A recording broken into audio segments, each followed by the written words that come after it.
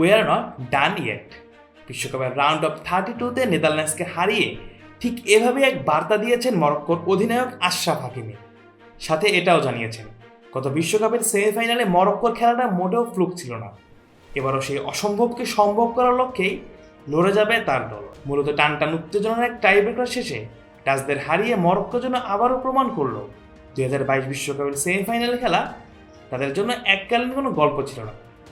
এবার 2026 বিশ্বকাপের নকআউট পর্বেও তারা একই দৃঢ়তা ও মানসিক শক্তি দেখিয়ে জায়গা করে নিয়েছে শেষ ষোলোতে।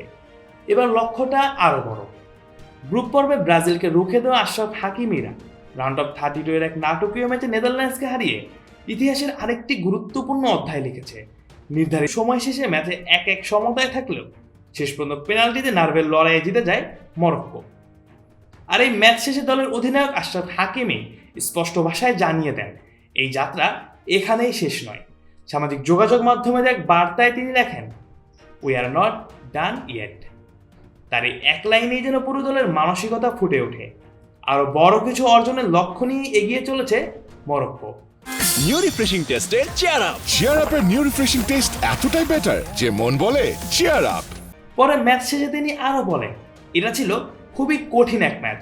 আমরা জানতাম প্রতিপক্ষ কারা, তাই আমরা শারীরিক ও মানসিকভাবে ভালোভাবে প্রস্তুত ছিলাম। শেষ পর্যন্ত আমরা আমাদের পরিকল্পনা পুরোপুরি বাস্তবায়ন করতে পেরেছি এবং এজন্য আমরা গর্বিত। এদিকে মরক্কোর এই জয়ে সবচেয়ে বড় ভূমিকা রাখেন গোলরক্ষক ইয়াসিন বুনো, যিনি টাই ব্রেকারে প্রতিপক্ষের শট সেভ করে দলকে এগিয়ে দেন এবং শেষ পর্যন্ত মরক্কোর ইসমাইল সাইবারের নির্ধারক পেনাল্টিতে জয় নিশ্চিত হয়। ম্যাচের আরেক নায়ক ছিলেন ইসা দিওপ, যিনি ম্যাচ শেষে বলেন, এটা পুরো দলের পারফরমেন্স, সবাই নিজের কাজটা দারুণভাবে করেছে। আমরা আমাদের পরিকল্পনা একদম ঠিকভাবে বাস্তবায়ন করেছি আর শেষ পর্যন্ত জয় পেয়েছি। এদিকে হাকিমি আরও জানান 2022 সালের বিশ্বকাপে মরক্কোর ঐতিহাসিক সাফল্য যে কোনো সৌভাগ্য ছিল না, এবার তারা সেটাই আবারও প্রমাণ করেছে।